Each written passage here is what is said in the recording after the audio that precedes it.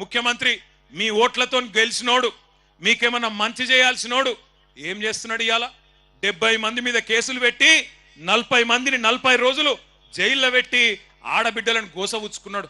అందుకే నేను అంటా ఉన్నా, రేవంత్ రెడ్డి గారు మర్చిపోకు, యాది పెట్టుకో. కొడంగల్లో ఉండే మా గిరిజన బంజారా బిడ్డలు తలుసుకుంటే రేపు చిత్తుగా ఖచ్చితంగా నిన్ను ఓడగొట్టి ఇంటికి పంపిస్తారు, నీ అచ్చంపేటకు మళ్ళా తిరిగి పంపిస్తారు, యాది పెట్టుకో. ఒకటి మాత్రం పక్కా, ఇవాళ రేవంత్ రెడ్డి మోసం ఒక కొడంగల్లోనే కాదు, మొత్తం రాష్ట్రమంతా దేశమంతా తెలిసిపోయింది. నేను హకీంపేట దాటి కిందికి కోస్గిలకు వచ్చే వరకు ఆ గుడి దాకా ఒకటే జనం బ్రహ్మాండమైన స్వాగతం పలికి నాకు నిజంగా అర్థం కాలే, మనం పోతుంది నిరసన దీక్షనా లేకపోతే మనం ఉప ఎన్నిక వచ్చి ఆయనత రేవంత్ రెడ్డి ఓడిపోయి నరేందర్ రెడ్డి గెలిచిపోయి జులూస్ తీసుకుంటున్నామా నాకు అర్థం కాలే. ఆడికెళ్ళి ఇడికి రానికే గంట పట్టింది. ఇగో నన్ను నా చేతులు ఆయన అటు గుంజి ఇటు గుంజి నా గోర్లు పోయినాయి, నాకు రక్తం కూడా వస్తుంది.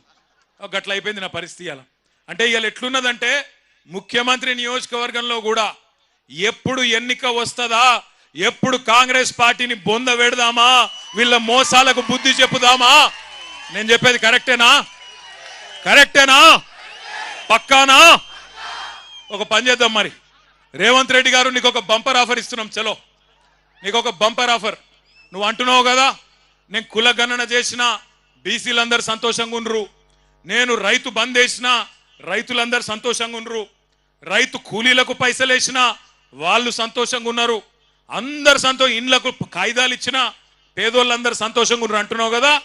దమ్ముంటే రేవంత్ రెడ్డి కొడంగల్ ఎమ్మెల్యే పదవికి రాజీనామా చేసి మళ్ళీ ఇక్కడికి రా, ఎవరు గెలుస్తారో చూద్దాం. నీకు మాటిస్తున్నాం. మేము ఇంతమంది రాము, నువ్వు భయపడకు. మేము ఇంతమంది రాము ప్రచారంకు. మా పట్నం నరేందర్ రెడ్డి నామినేషన్ వేసి ఇంట్లో కూర్చుంటాడు, బయటికి కూడా రాడు. మేము జిల్లా నాయకులం కొంతమందిని తిరుగుతాం. గెలుసుడు కాదు నేను చెప్పేది. 50,000కు ఒక్క ఓటు తక్కువ వచ్చినా నేను రాజకీయ సన్యాసం చేసి మళ్ళా రాజకీయంలో కూడా ఉండా. ఇది వాస్తవం. ఈరోజు కొడంగలే కాదు రాష్ట్రం మొత్తంలో వాస్తవం ముఖ చిత్రం ఇది. నువ్వేదో అడ్డిమారి గుడ్డి దెబ్బల ముఖ్యమంత్రి అయిపోయి ఇక ఇంతకంటే పెద్దోడు వాడు లేడు ప్రపంచంలో అన్నట్టు ఏడబడతాడా భూమి గుంజుకుంటా, ఏది పడితే అది అబద్ధం చెప్తా, నేను ఇదివరకు చెప్పినట్టే 420 హామీలు ఇచ్చి మళ్ళా మోసం చేస్తా అంటే కుదరది. ఇవాళ రైతులు అడుగుతున్నారు, రాష్ట్ర వ్యాప్తంగా గర్జిస్తా ఉన్నారు.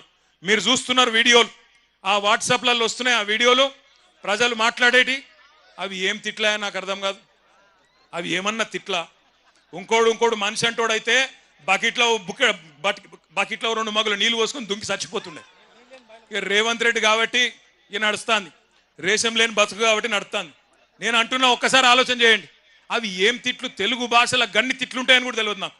రకరకాల తిట్లు తిడతాను. భయం కూడా పడతలేడేవాడు. ముఖ్యమంత్రి అన్న భయం లేదు, ప్రభుత్వం అన్న భయం లేదు. గొట్టం పెడితే చాలు ఇక చెడ తిట్టుడు. అటు 7 తరాలు ఇటు 7 తరాలు తిడుతురు. దయచేసి తిట్టకండి. ఆయన ముఖ్యమంత్రి, పదవి కన్నా గౌరవం ఇవ్వండి. కానీ ఎన్నికల్లో మాత్రం ఈ మోసగానికి గట్టిగా బుద్ధి చెప్పండి. కాంగ్రెస్ పార్టీకి గట్టిగా బుద్ధి చెప్పండి. నేను ఎందుకంటున్నా అంటే ఉత్తగానే అంటలేను, కోపంతో అంటలేను. ఏమేం చెప్పిండు ఎలక్షన్ల ముంగట రైతులకు? ఎంబడే ఊరుకుండ్రి, ఎంబడే ఓన్రి, 2 లక్షల రుణం మాఫీ చేస్తా, మీరు పోయి తెచ్చుకోగానే డిసెంబర్ 9 నాడు సంతకం పెట్టనే పెడతా అని చెప్పిండు. అయిందా రుణమాఫీ? ఏడ మొదలైందో తెలుసా రుణమాఫీ కథ? డిసెంబర్ 2023లో రేవంత్ రెడ్డి గారు ముఖ్యమంత్రి కాగానే మీటింగ్ పెట్టిండు. మీటింగ్ పెడితే బ్యాంక్ వాళ్ళు చెప్పారు, సారు మరి నువ్వేమో అడ్డం పొడుగు ఎటు పడితే అటు నరికినావు, 49,500 కోట్ల రూపాయలు కావాలంటే 500 తక్కువ 50,000 కోట్లు, 50,000 కోట్ల రూపాయలు కావాలి, యాడున్నాయి పైసలు అని అడిగినారు. అడిగితే ముఖ్యమంత్రి గారు నవ్విండట. నవ్వి ఇక్కడ లంకె బిందెలు ఉంటాయనుకొని వచ్చినా, లేవు కదా, లంకె బిందెలు ఉంటాయి, నాకు అర్థం కాదు ప్రభుత్వంలో అని అన్నాడు. 49,500 కోట్లు. కానీ తెల్లారు ఏమన్నాడో తెలుసా రేవంత్ రెడ్డి? ఎక్కడో మీటింగ్లో మాట్లాడుకుంటా, ఏమున్నదా 40,000 కోట్లు నేను ఒక్క సంవత్సరం కడుపు కట్టుకుంటే అవినీతి చేయకపోతే కట్టి పారేస్తా 40,000 కోట్లు అన్నాడు. అంటే తెల్లారి వరకే 9,500 కోట్లు ఎగిరిపోయింది.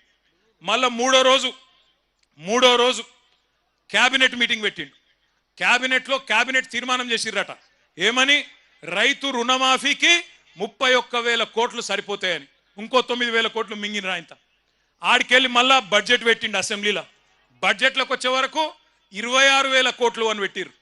మొన్న చూస్తే ఇక్కడనే కొడంగల్కి వచ్చి మాట్లాడుతుండ్రు రేవంత్ రెడ్డి, నేను 18,000 కోట్లు ఇచ్చేసినా